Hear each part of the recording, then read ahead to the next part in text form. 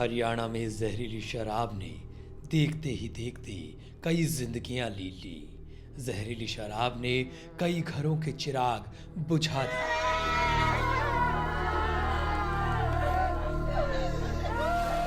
और उन परिवारों को जिंदगी भर के कड़वे गम का घूंट पिला दिया। मामला गंभीर था तो गंभीर मामलों पर राजनीति होना लाजमी है। इस रिपोर्ट के जरिए हम आपको बताने जा रहे हैं कि जहरीली शराब मामले में अब तक का हिसाब क्या है और जहरीली शराब मामले में कैसे राजनीतिक बयान छलके।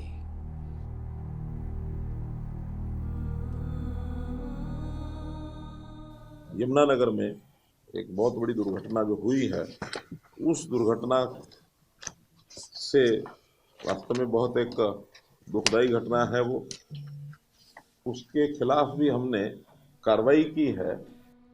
हरियाणा में जहरीली शराब के मामले में खूब राजनीति बहकी, लोगों की मौतों का आंकड़ा बढ़ता गया और सवालों की लिस्ट भी लंबी होती गई। सत्ता पक्ष विपक्ष को जवाब देता रहा और विपक्ष अपनी राजनीति को चमकाता रहा, लेकिन सवाल उन लोगों का था जिन लोगों ने इंसानियत पर भरोसा कर अपनी जिंदगी से खुद दगा कर लिया। यमुनानगर और अंबाला से जहरीली शराब से हुई मौतों की संख्या ने असंख्य प्रश्नों को जन्म दिया और कई लोगों को जिंदगी भर का गम।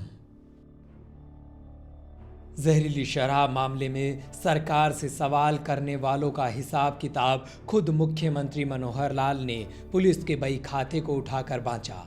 कब, कितनी और कैसे गिरफ्तारी हुई, सब सवालों के जवाब दिए गए। आइए कार्रवाई का हिसाब आपके सामने रखते हैं। जहरीली शराब मामले में अब तक का हिसाब। आरोपियों के खिलाफ एफआईआर की गई, आरोपियों को जेल में भेजा गया, आरोपियों का L13 लाइसेंस रद्द किया गया, 2,51,00,000 रुपए का जुर्माना किया गया। जो लोग दोषी पाए गए हैं उनके खिलाफ एफआईआर की गई, उनको जेल में डाला गया है, विषय तो वो है ही है। साथ में उनके जो लाइसेंस है L13, ये लाइसेंस रद्द कर दिया गया है। 2,51,00,000 रुपए की राशि इसका जुर्माना किया गया है और ये जुर्माना की राशि की रिकवरी लैंड रेवेन्यूज के हिसाब से जैसे रिकवरी होती है उसको रिकवर किया जाएगा।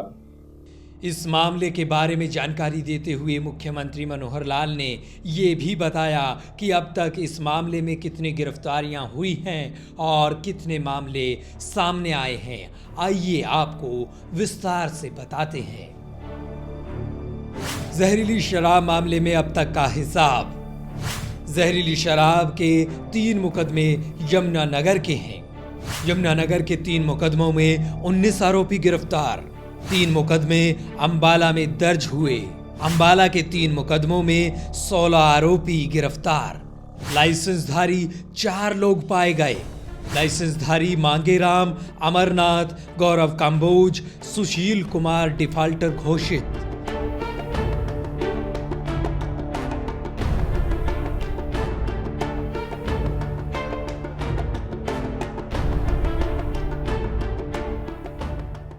तीन मुकदमे यमुनानगर के हैं, 19 आरोपियों को गिरफ्तार किया जा चुका है।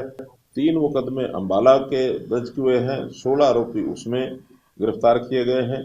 जो ये लाइसेंसधारी हैं, मांगेराम पुत्र राजपाल, अमरनाथ पुत्र रतन सिंह, गौरव कंबोज पुत्र राजकुमार, सुशील कुमार पुत्र प्रेमपाल, इनको डिफाल्टर घोषित कर दिया गया है।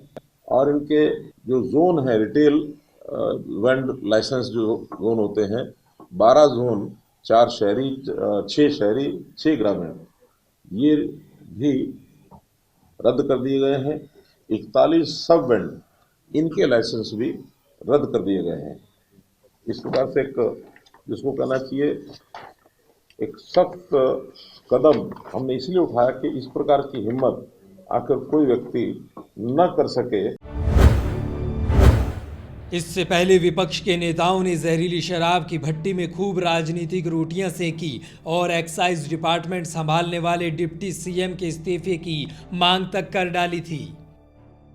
जब तक ये उप मुख्यमंत्री अपने पद पे बने तब तक निष्पक्ष जांच की कोई मैं समझता हूँ उम्मीद नहीं की जानी चाहिए। तो उनको भी नैतिक जिम्मेदारी लेके उनको, क्योंकि वो जब तक बैठे हैं जांच नहीं हो पाएगी, तो उनको नैतिक जिम्मेदारी लेनी चाहिए। जितने आदमी हमने पकड़े हैं इनके राज में तो भी पकड़े गए हैं। अब अगर ये यमुनानगर वाले केस की बात कर रहे हैं तो इसमें हर लीड तक, जहाँ तक लीड जा रही है हम पकड़ रहे हैं। जो चले गए वो वापस नहीं आ सकते, लेकिन इस तरह के मामलों से फिर किसी का कल खराब ना हो, इस तरह के प्रयास की आस में मुख्यमंत्री काम कर रहे हैं। मामला गंभीर है। अब दोषियों को कानून कितनी बड़ी सजा देता है ये आने वाला वक्त बताएगा। Bureau report, A1 Haryana, Chandigarh.